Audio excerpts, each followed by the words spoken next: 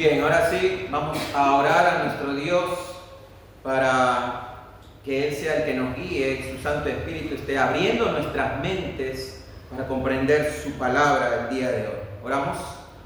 Dios mío, Señor, Padre amado, Padre Santo, te damos gracias, Señor, por este maravilloso día. Gracias porque acabamos, Señor, de alabarte por medio de estas alabanzas, Señor, que salen o nacen del corazón, Señor, agradecido por tu evangelio. Ayúdanos, Señor, ahora a concentrarnos en tu palabra, en lo que tienes para decirnos el día de hoy, porque tu palabra, Señor, es nuestro alimento. Tu palabra, Señor, es fuente de vida. ¿A dónde iremos si tú tienes palabra de vida eterna, Señor? Ayúdanos a comprender tu palabra, que tu palabra transforme nuestros corazones, que tu Espíritu Santo, Señor, esté tocando nuestros corazones y que podamos ver tu gloria, Señor, por medio de la Escritura. Ayúdanos, Dios, ten misericordia de nosotros, ten misericordia de tu pueblo. Te agradecemos este momento en el nombre poderoso de tu Hijo Jesucristo. Amén. Bien, quiero que me acompañen a la carta de Filipenses, capítulo 1, y hoy vamos a estar viendo desde el versículo 12 al versículo 18. Como saben, hemos empezado esta nueva serie de la carta a los Filipos. Bien, a manera de introducción, les quiero hacer una pregunta que va con respecto precisamente a lo que vamos a ver el día de hoy por medio de la Escritura. El título del sermón del día de hoy es el gozo de que Cristo sea proclamado, de que Cristo sea anunciado, de que el Evangelio corra, mis hermanos, por ahí, por el mundo, que el reino de los cielos sea expandido. El apóstol Pablo, mis hermanos, nos va a decir el día de hoy que él se gozaba en que Cristo sea proclamado. Él veía como bendición, mis hermanos, la condición en la cual él estaba. Él estaba preso. Él escribió muchas cartas estando preso, de prisión, encarcelado, privado de su libertad. Y les quiero hacer una pregunta a ustedes, y es que, ¿cuántas veces, hermanos, hemos medido la bendición de Dios por la ausencia de problemas? Muchas veces vemos que Dios nos bendice cuando todo nos va bien. Nosotros creemos eso. Creemos mientras todo vaya bien, Dios está con nosotros. Dios nos está bendiciendo. Pero si todo va mal, es decir, no sé, nuestro negocio quiebra, nuestra salud se resquebraja, un ser querido nos rechaza, es ahí donde nos preguntamos: Señor, ¿por qué a mí? ¿Por qué me pasa esto a mí? ¿Acaso no está conmigo Dios? Y esta reacción, mis hermanos, esta manera de reaccionar en nosotros revela un corazón que instintivamente se coloca en el centro de la historia de Dios, esperando que Él gire alrededor de nuestra comodidad. Eso revela una reacción así. Nosotros tendemos a juzgar el avance del reino por nuestro bienestar personal y nos resistimos a gozarnos cuando la obra de Dios prospera a costa de nuestro prestigio o de nuestra integridad. A veces creemos que cuando todo va mal, Dios no está con nosotros, Dios no está bendiciendo. Es por eso, mis hermanos, que Dios, por medio de su palabra y por medio de esta carta del apóstol Pablo, que se encontraba en prisión, vuelvo a repetir, nos va a decir lo siguiente. Y es que debemos, hermanos, estar siempre gozosos, alegres, de que el Evangelio de Cristo progresa aún en medio de las adversidades.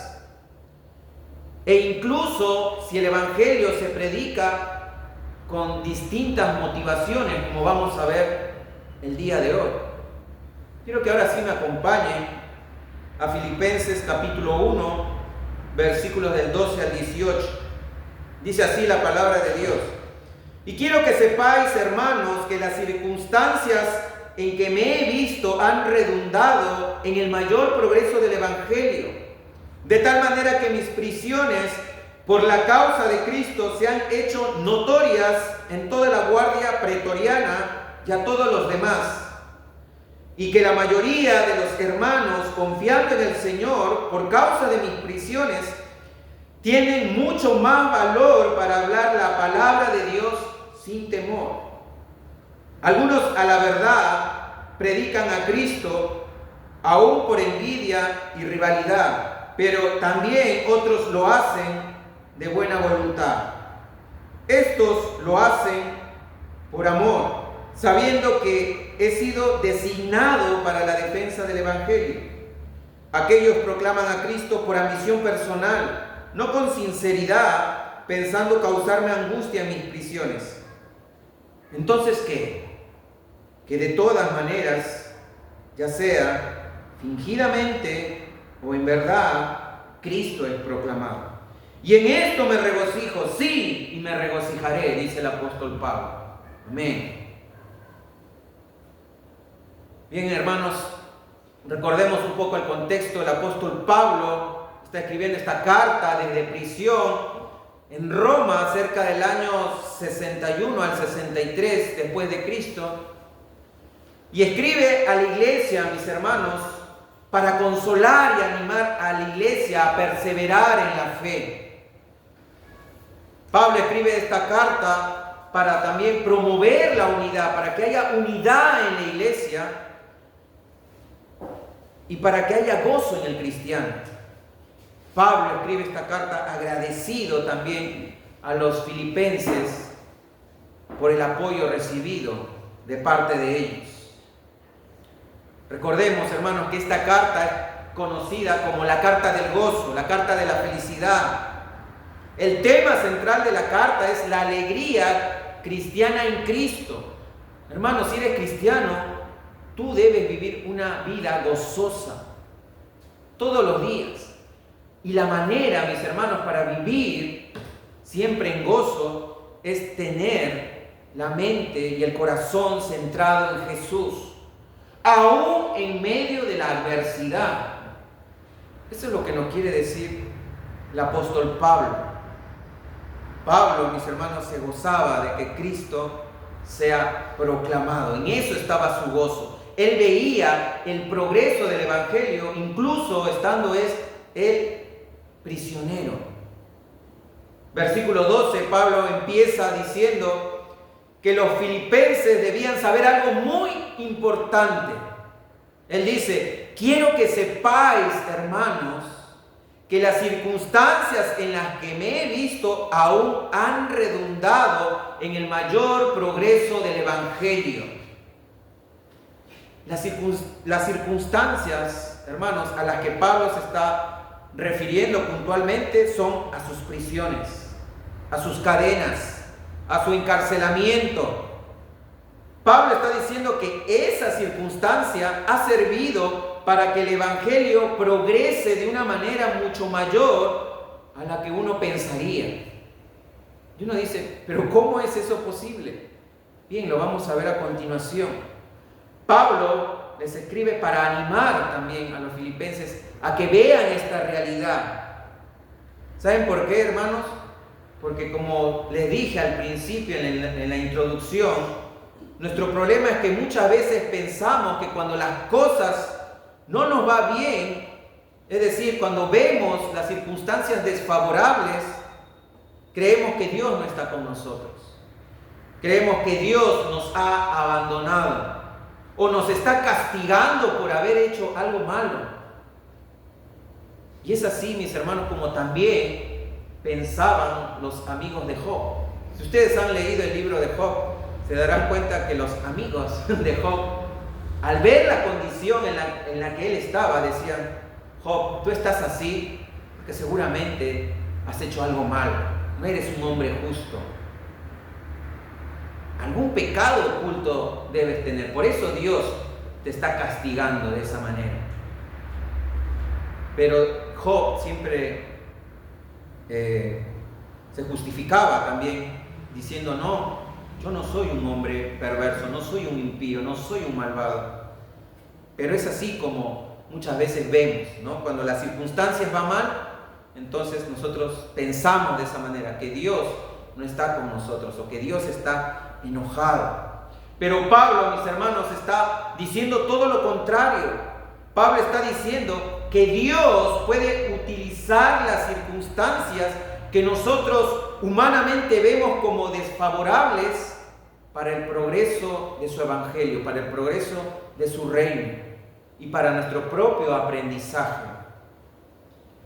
En el versículo 13, Pablo dice que el evangelio ha progresado de tal manera que Cristo se ha hecho patente o se ha hecho notorio en toda la guardia pretoriana, y no solo a ellos, sino a todos los demás.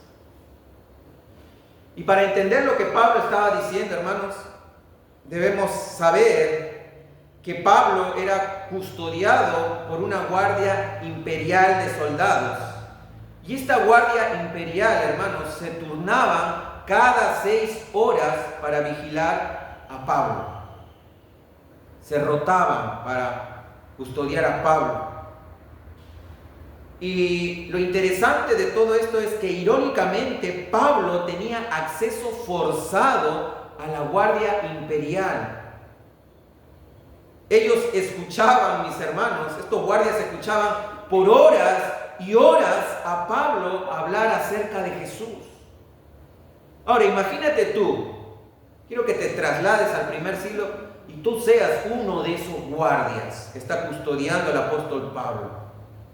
Tú eres un ciudadano romano, no crees en Jesús, nunca oíste hablar de Él, pero estás forzado por tu trabajo a escuchar a un loquito que está hablando acerca de un rey que ha sido crucificado, pero que ha resucitado de entre los muertos. Y no solo eso, hermanos, sino que tú como soldado sabes que Pablo está ahí preso, no porque sea un criminal, no porque sea un ladrón, un homicida, un violador, sino porque simplemente él predicaba a Cristo. Y estando preso, seguía predicando a Cristo. Nadie podía parar al apóstol Pablo. Y él daba testimonio de que él era un hombre bueno, lleno de amor, paciente y misericordioso con todos. Imagínate tú ser un soldado y ver un hombre así y decir: ¿por qué? ¿Por qué sigues predicando acerca de Jesús?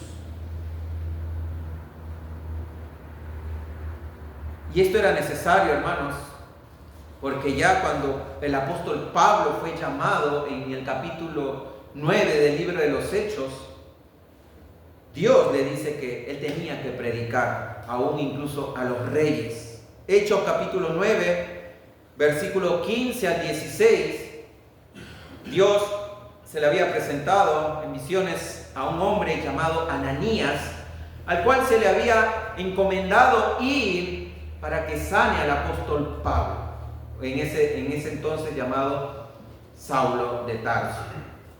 Y Ananías le dijo al Señor: pero Señor, ¿no te das cuenta que Él es el perseguidor de la iglesia?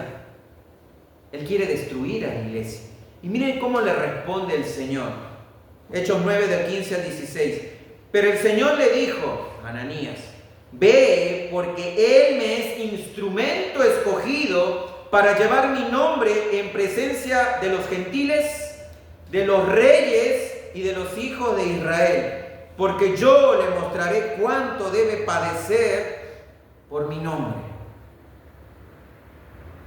Hermano, Pablo pudo predicar el evangelio a los reyes gracias a que él estuvo preso, y muchas veces, porque él era ciudadano romano, apeló al César o ante las autoridades para defenderse. Como le dije, él era ciudadano romano y él podía apelar ante las autoridades, ante el César. Y cada vez que estaba ante un rey, como vemos en el libro de los Hechos, ante el rey Felipe. Él, mis hermanos, predicaba el Evangelio, les predicaba el Evangelio, tenía acceso a ellos de esa manera. Entonces podemos concluir, hermanos, que la prisión de Pablo, la celda de Pablo, se volvió su púlpito. Desde ahí predicaba a él. Seguramente muchos de los soldados que custodiaban a Pablo llegaron a convertirse a Cristo por medio de la predicación del apóstol Pablo. Pero no solamente los soldados, sino, como dice el texto, todos los demás que estaban en el pretorio. Todos los que estaban ahí conocían acerca de Jesús. Hermanos, durante la Segunda Guerra Mundial había un pastor alemán llamado Dietrich Bonhoeffer, que fue arrestado por los nazis y fue encarcelado. Y desde la prisión de Tegel, este pastor escribió cartas teológicas que se convirtieron en algunas de las reflexiones más influyentes del siglo XX. Uno de sus libros que yo les recomiendo leer es El costo del discipulado, de Dietrich Bonhoeffer. Y ahí se darán cuenta, hermanos, qué significa ser discípulo de Cristo. Los carceleros de Dietrich Bonhoeffer, pensaban haberlo silenciado, pero su celda, así como el apóstol Pablo, se convirtió en su púlpito. Sus cadenas se convirtieron en sus plumas. Lo que Roma intentó con Pablo, Berlín intentó con Bonhoeffer. Y ambos descubrieron, mis hermanos, o respondieron con este descubrimiento, que el Evangelio no cabe en una celda. El Evangelio no puede estar en prisión. Lo mismo sucedió con un hombre llamado John Bunyan. No sé si lo conocen. John Bunyan es el que escribió el libro El progreso del peregrino, el libro más leído después de la Biblia, que también les recomiendo leer. Todo cristiano auténtico tiene que leer, aunque sea una vez en su vida, El progreso del peregrino de John Bunyan, que también lo escribió desde prisión. Hermanos, entendiendo todo esto, viendo todo esto, te quiero hacer una pregunta. ¿Has vivido o estás viviendo quizás en estos momentos una situación desfavorable? No sé, una pérdida de trabajo, alguna enfermedad, alguna relación rota, un fracaso ministerial. ¿Estás viviendo eso que quizás estás interpretando como el fin de tu utilidad para el reino de Dios? Este texto, mis hermanos, este pasaje nos invita a cambiar de pregunta de ¿por qué me pasa esto a mí? A ¿dónde está abriendo Dios una puerta que yo nunca podría haber abierto con mis propias capacidades? Debemos pensar de esa manera. Y la clave, mis hermanos, el secreto está en la disposición de ser usado desde el sufrimiento y no a pesar de él. Dios, mis hermanos, te puede estar usando y te va a usar desde tu sufrimiento. Así como el apóstol Pablo, Dietrich Bonhoeffer, John Bunyan y quizás muchos otros que desde una prisión pudieron bendecir a los que estaban a su alrededor. ¿Cómo se conecta todo este pasaje con Cristo? Bien, el camino de Cristo, mis hermanos, hacia el trono, el camino de Cristo para que esté ahora a la diestra de Dios, tuvo que pasar por la cruz, tuvo que pasar por el sufrimiento, por el dolor. La mayor derrota aparente, que es la crucifixión, fue el mayor avance del Evangelio en la historia humana. Seguramente para Satanás y para el concilio, el Sanedrín, pensaron que habían derrotado a Dios en la cruz. Pero ese momento, mis hermanos, fue el momento más importante para la historia de la redención. Cristo venció en una cruz. Y Pablo no imita a Cristo por sentimentalismo, sino que está literalmente replicando el patrón de su Señor. La gracia de Dios, hermanos, opera con máxima eficacia precisamente cuando los recursos humanos están agotados. Cuando tú dices, ya no puedo más, ¿qué más puedo hacer? Es ahí donde la gracia de Dios opera. Segunda de Corintios, capítulo 12, versículos del 9 al 10. Miren lo que dice el apóstol Pablo. Segunda de Corintios 12, del 9 al 10, él dice: y él me ha dicho, te basta mi gracia, pues mi poder se perfecciona en la debilidad. Por tanto, muy gustosamente me gloriaré más bien en mis debilidades, para que el poder de Cristo more en mí. Por eso me complazco en las debilidades, en insultos, en privaciones, en persecuciones y en angustias por amor a Cristo, porque cuando soy débil, dice Pablo, entonces soy fuerte. ¿Vieron?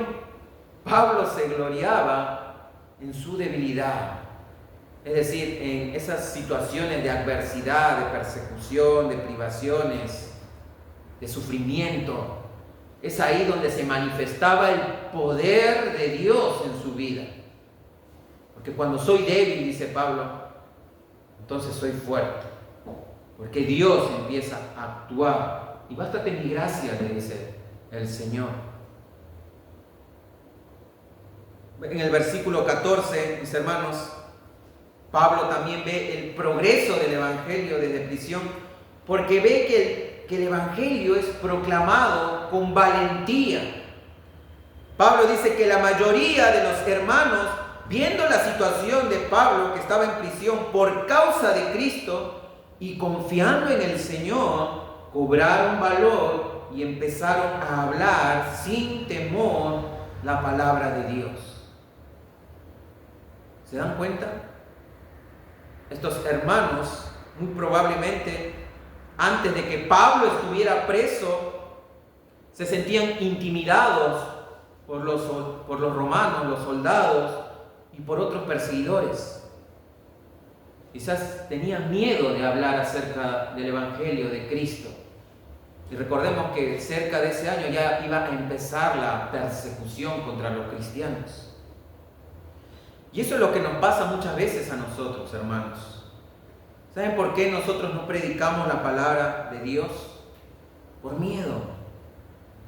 El miedo al qué dirán, el miedo a ser rechazados, el miedo a ser discriminados, maltratados, insultados, burlados. Pero cuando vemos un ejemplo de fe, como la iglesia de Filipos vio en Pablo, entonces cobramos valor en el Señor, en Cristo. Hay una película que creo que no sé en qué plataforma está, pero no está en Netflix, está en otra plataforma, de una mujer llamada Rosa Parks, no sé si la vieron, que es una mujer afroamericana. Y en 1955 esta mujer, Rosa Parks, se negó a ceder su asiento en un autobús en Montgomery, Alabama. En ese entonces, mis hermanos, en 1955, existía el racismo. Las personas blancas miraban con desprecio a las personas de color. Y ella se negó a ceder su asiento a una persona blanca. Y eso le costó la privacidad de su libertad. Fue arrestada. Pero su arresto, hermanos, no apagó el movimiento de los derechos civiles, sino que todo lo contrario, lo encendió. Y Martin Luther King recordaría después que el testimonio silencioso de Rosa Parks, desde una celda liberó a miles de personas del miedo que lo paralizaba, porque hubo una revolución, hermanos, a partir de ese día. Una mujer que decidió mantenerse firme en sus convicciones a costo personal, multiplicó el coraje de toda una comunidad. Esto sucedió en la vida real. Les recomiendo ver esa película también. Y les cuento esto porque el paralelo espiritual es exactamente el mismo. La fidelidad sufriente de un creyente, hermanos, es el sermón más poderoso que los demás pueden escuchar. En otras palabras, el testimonio o tu testimonio dice más que las palabras. Nuestro problema es que la cultura cristiana de hoy en día tiende a idolatrar la visibilidad. Es decir, nosotros creemos que un ministerio, una iglesia está progresando porque impacta, porque es muy influyente y porque alcanza a miles. Idolatramos lo visible. Pero el texto revela, mis hermanos, que Dios usa la fidelidad sufriente de una persona para multiplicar la valentía en la comunidad. Aparentemente, para la mayoría de personas, el ministerio de Pablo se había terminado porque estaba en prisión. Pero Pablo no lo veía de esa manera. Pablo dice, el Evangelio está creciendo aún de maneras que jamás lo había pensado. Estaba predicando en el pretorio. Los soldados se convertían y los soldados también anunciaban a Cristo. Hermanos, ¿quién en tu familia o en la iglesia está mirando cómo tú respondes al sufrimiento?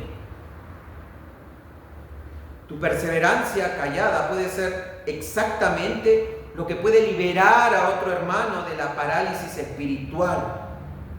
Tú puedes ser ejemplo, hermano. Pregúntate, ¿qué ven otros en mí cuando las cosas van mal? Si ven perseverancia, van a querer imitar lo mismo. Van a querer imitar tu fe. Y Cristo mismo, mis hermanos, es el principio supremo, el ejemplo supremo.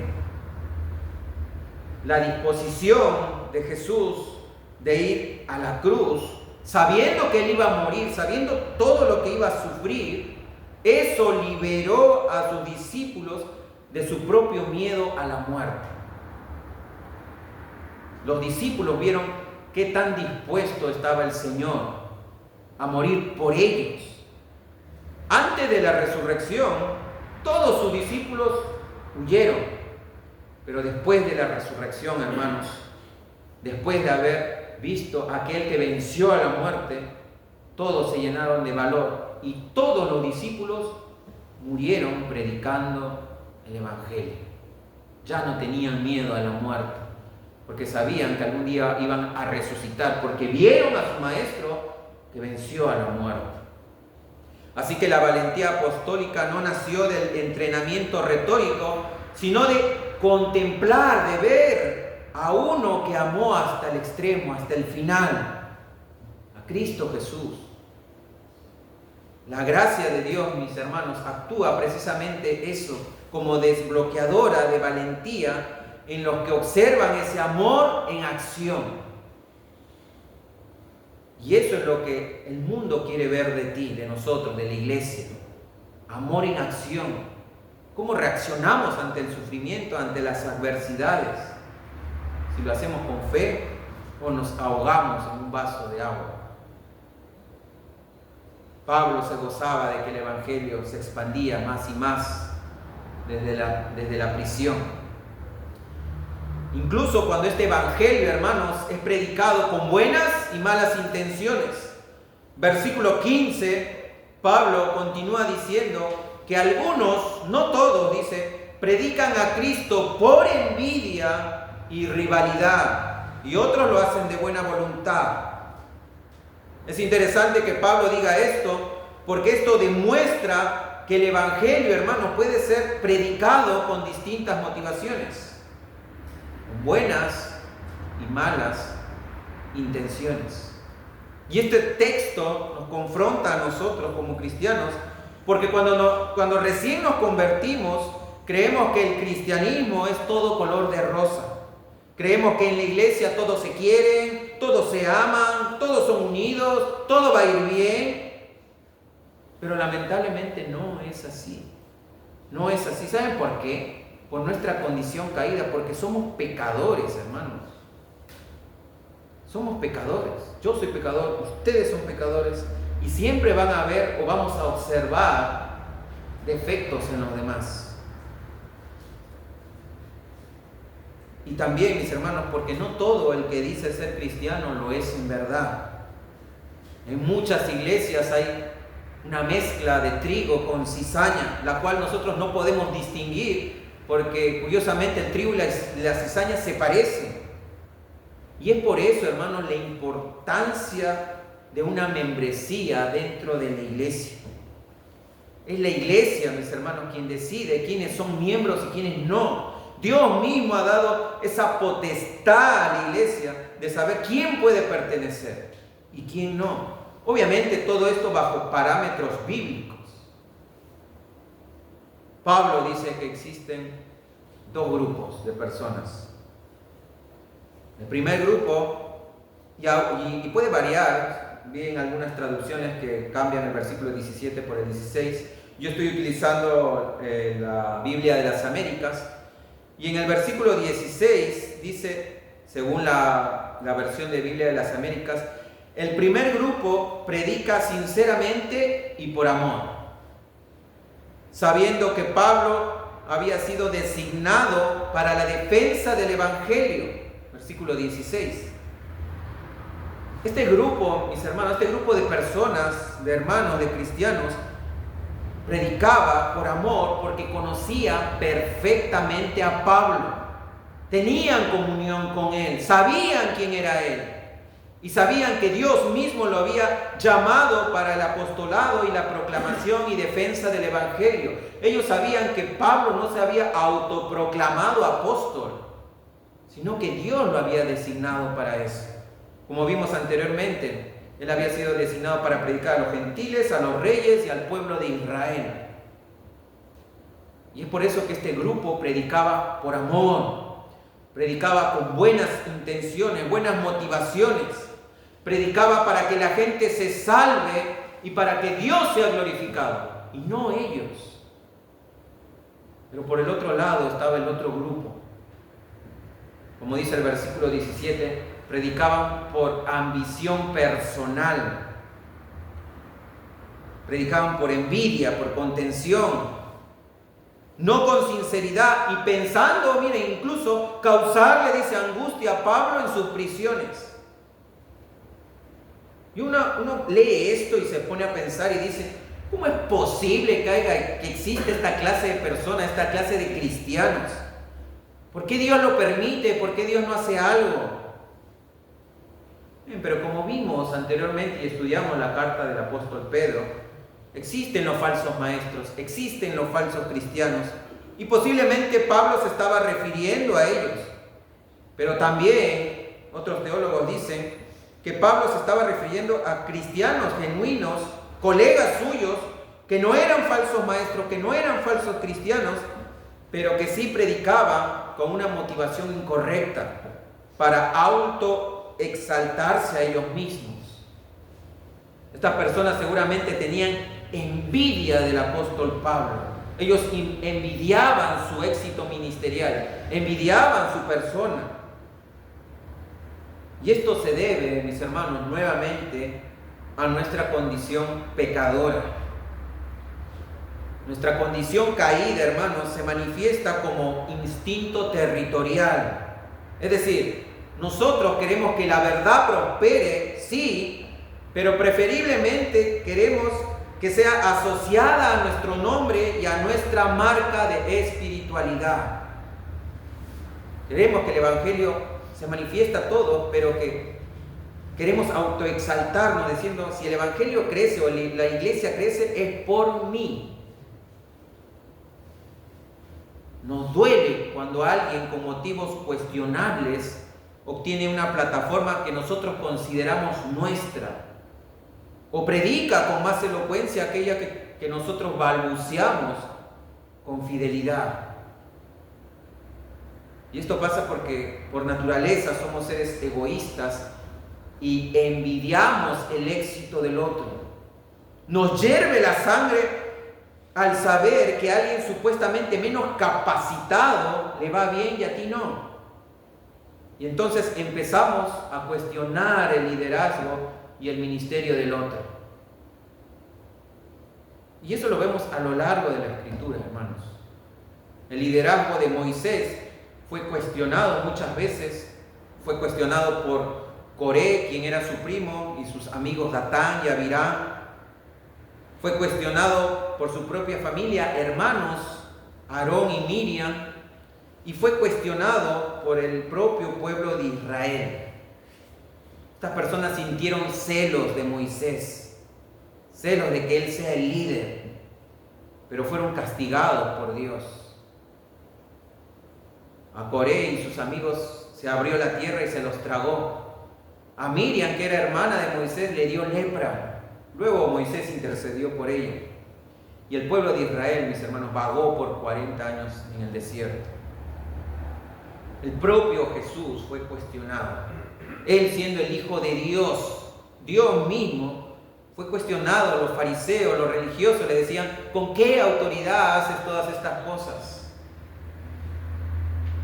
No solamente fue cuestionado, sino que fue encarcelado por estos líderes religiosos de aquella época que supuestamente servían a Dios. ¿Vieron? Se puede servir a Dios con motivaciones incorrectas. Es posible, hermanos, y acá viene una advertencia para nosotros, y que déjame decirte que es posible predicar la sana doctrina, la doctrina correcta. Es posible servir activamente, trabajar en el ministerio y aún así tener un corazón carnal. Aún así hacerlo por nuestras propias fuerzas. Hermano, déjame decirte que el ministerio se puede convertir en un ídolo. Se puede convertir en un escenario para tu ego. Porque algunos sirven en las iglesias para recibir reconocimiento, para recibir aplausos, para que ellos se puedan ver como la influencia, para que todos lo admiren a él. Pero Dios, hermanos, no solamente escucha lo que nuestras palabras, sino que no solamente ve nuestras acciones, sino que Él pesa nuestras motivaciones. Él nos conoce, Él sabe el por qué hacemos lo que hacemos, y Él sabe también el por qué no hacemos lo que deberíamos hacer.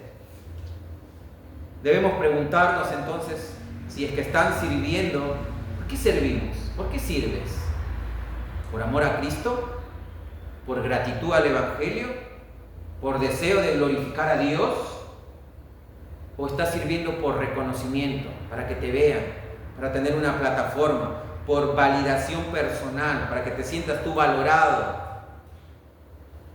Hermanos, la actividad ministerial no siempre es evidencia de una pureza espiritual. No, puedes ver a personas que estén sirviendo y que no lo hagan con la motivación correcta, sino que lo hagan para su propio beneficio personal, como estas personas a las cuales el apóstol Pablo está escribiendo. Y la motivación correcta siempre debe ser la gloria de Dios, hermanos. Cristo mismo, en Juan capítulo 8, versículo del 48 al 50, Cristo es acusado de endemoniado. Imagínense. Juan 8, del 48 al 50, él dice: contestaron los judíos y le dijeron: ¿no decimos con razón que tú eres samaritano y que tienes un demonio? Jesús respondió: yo no tengo ningún demonio, sino que honro a mi Padre, y vosotros me deshonráis a mí. Miren lo que dice en el versículo 50: pero yo no busco mi propia gloria, hay uno que la busca y juzga. Hermano, Jesús estaba defendiendo de que Él no era ningún endemoniado, sino que Él siempre buscaba honrar a su Padre, glorificar a su Padre. La voluntad de Él era hacer la voluntad del Padre. Y por eso es que lo juzgaban de esa manera. Y Jesús les dice a ellos, a los judíos, ustedes me están deshonrando a mí, cuando debería ser todo lo contrario. Él era el Mesías, el Hijo de Dios. Todos debían de honrar a Jesús. Jesús les dice, yo no busco mi propia gloria. Hay uno que sí la busca y juzga. Juan 8:54, versículos más abajo, dice, Jesús respondió, si yo mismo me glorifico, mi gloria no es nada. Es mi Padre el que me glorifica, de quien vosotros decís, Él es nuestro Dios. ¿Vieron? Jesús dice, si yo me glorificara a mí mismo, ¿de qué sirve? Es mi Padre el que me glorifica. Y de la misma manera, mis hermanos, nosotros no debemos buscar nuestra propia gloria. Si nosotros somos humildes, Dios nos va a exaltar y Dios nos va a dar la gloria que Él quiera darnos. Pero siempre y cuando busquemos la gloria de Dios. Y si nosotros hoy estamos sirviendo, hermanos, a Dios, déjame decirte que es por pura gracia. Antes éramos enemigos de Dios. No queríamos saber nada de Dios, nada de la iglesia. Pero ahora que hemos sido salvados y comprados por precio de sangre, la sangre preciosa de nuestro Señor Jesucristo, ahora que hemos sido salvados por medio del Evangelio, comprendiendo eso y en gratitud a eso servimos a Dios.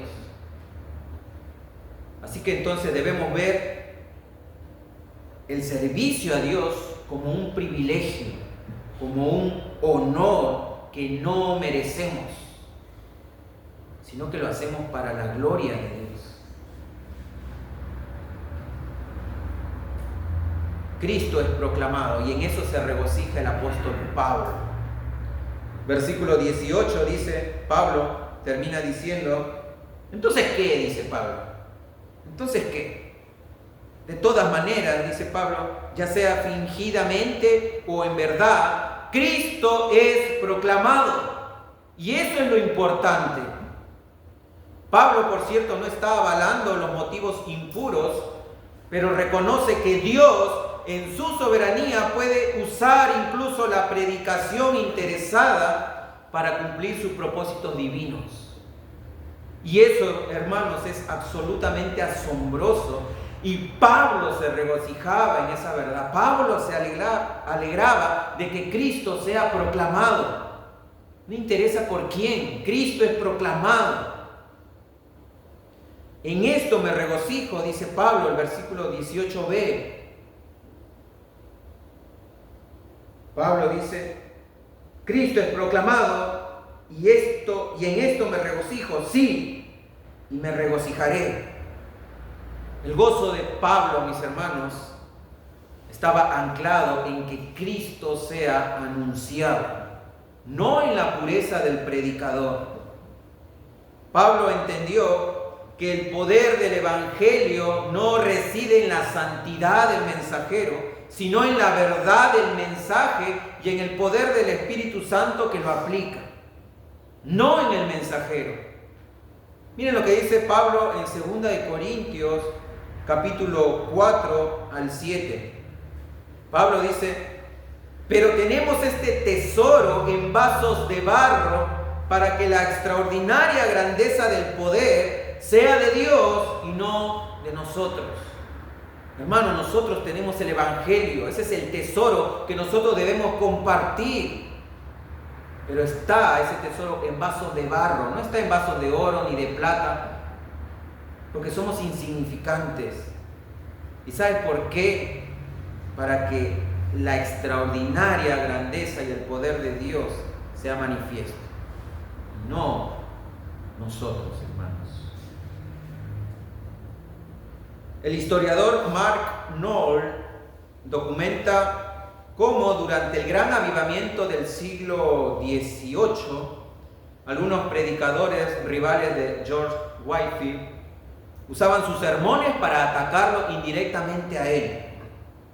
Y estas personas ganaban audiencias para sí a costa de este pastor predicador. Y George Whitefield, al enterarse de eso, ¿saben lo que escribió en su diario?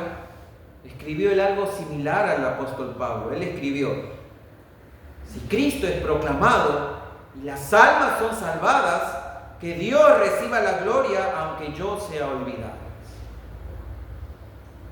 Y ese debe ser nuestro gozo, hermanos, de que Cristo sea anunciado, proclamado.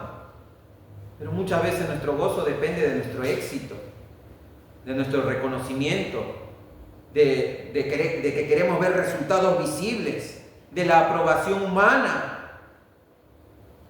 Pero Pablo muestra un gozo superior al gozo de ver a Cristo glorificado. Es ahí donde debe estar nuestro gozo, mis hermanos. No en los resultados, sino de que Cristo sea proclamado, de que Cristo sea exaltado en verdad.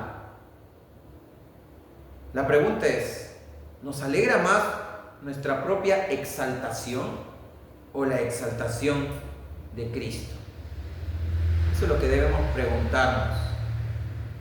Quizás ahora somos pocos, quizás estés diciendo, parece que todo va mal, pero mientras Cristo sea proclamado, hermanos, eso no debe interesarnos. Nosotros debemos gozarnos de que Cristo siga siendo proclamado. El Evangelio, mis hermanos, es la historia de aquel que fue entregado por motivos completamente impuros, motivos por envidia religiosa, ambición política, cobardía humana, y sin embargo Dios usó esta acción corrupta para realizar la obra más pura de la historia, que es la redención del mundo. Hermanos, si Dios pudo usar la traición de Judas, las mentiras de Caifás y la cobardía de Pilato para llevar a cabo la salvación eterna, ciertamente Él puede usar la predicación mezclada de predicadores imperfectos, así como yo, para avanzar su reino, hermanos. Y gloria a Dios, porque es así. Porque el poder radica en Dios y no en el hombre. Y para terminar, hermanos,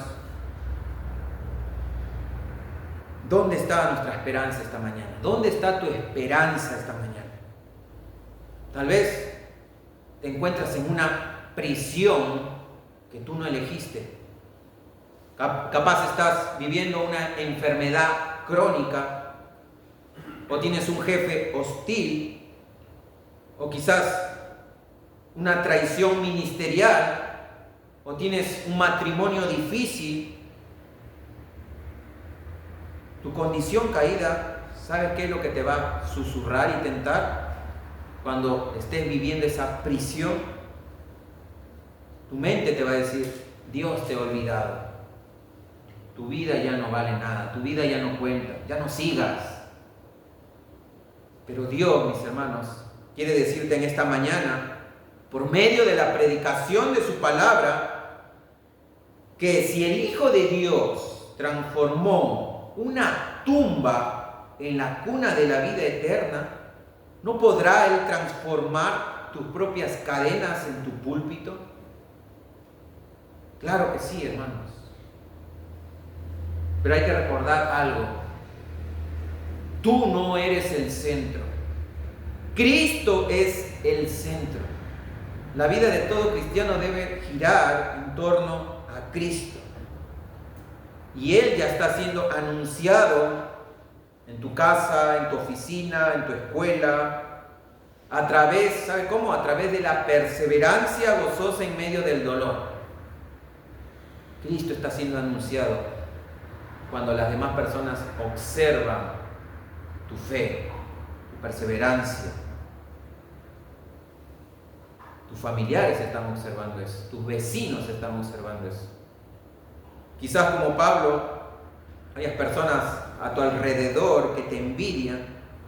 Bendícelas en tu corazón, porque el mensaje que llevas es más grande que sus intenciones. Si Cristo es anunciado, hermanos, eso es lo que cuenta. Y amén por eso. Y si hoy, hermanos, si hoy te has dado cuenta por medio de la palabra que tú mismo has predicado y servido por ambición personal, buscando más tu propio reino que el reino de Jesús, entonces arrepiéntete y mira la cruz. Y ahí podemos encontrar perdón de nuestros pecados. Allí tu orgullo religioso fue clavado con Cristo. Su sangre, mis hermanos, limpia todos nuestros motivos torcidos. Y en su resurrección recibimos un corazón nuevo, capaz de gozarnos al verlo a Él crecer. Aunque nosotros menguemos, aunque nosotros disminuyamos. Como dijo Juan el Bautista, es necesario que Él crezca y que yo disminuya o que yo mengüe. Porque al final, hermanos, la meta no es una iglesia que aplauda nuestro nombre, sino un universo donde toda rodilla se doble y toda lengua confiese que Jesucristo es el Señor. Amén. Amén. Oramos. Dios mío, Señor, Padre amado, Padre Santo, gracias. Gracias por tu palabra, gracias por este momento, Señor, glorioso. Gracias porque nos has hablado a nuestros corazones. Gracias porque debemos gozarnos, Señor, en medio de la adversidad, sabiendo que a pesar de lo que estamos viviendo o que podamos estar viviendo en distintas situaciones, tu evangelio no está en prisión, Señor. Está encarcelado. Tu evangelio no se detiene, sino que crece cada día más, cada día más. Y así como en el primer siglo, cada vez que un mártir moría, se abrían 10 iglesias, lo mismo sucede, Señor, hoy en nuestros tiempos. Debemos confiar en ti, confiar en tu palabra, confiar en que tú estás obrando a pesar de que nuestros ojos humanamente vea que es todo lo contrario. Tu palabra dice que no es así. Tu palabra dice que tú sigues, Señor, siendo anunciado. Y en eso debe estar nuestro gozo. No en nosotros mismos, no en las circunstancias, no en nuestro alrededor, sino en que tú eres, Señor, glorificado. Tú eres anunciado. Más personas siguen siendo salvadas, convertidas, bautizadas, porque tu evangelio no se detiene, Señor. Tu evangelio se sigue expandiendo. Y porque tú ya venciste en la cruz, venciste ahí, muriendo por nuestros pecados. Y te damos gracias, Señor, por tu evangelio, por tu sacrificio, por tu amor para con nosotros. Gracias, Señor, te damos en el nombre poderoso de tu Hijo Jesucristo. Amén. Amén.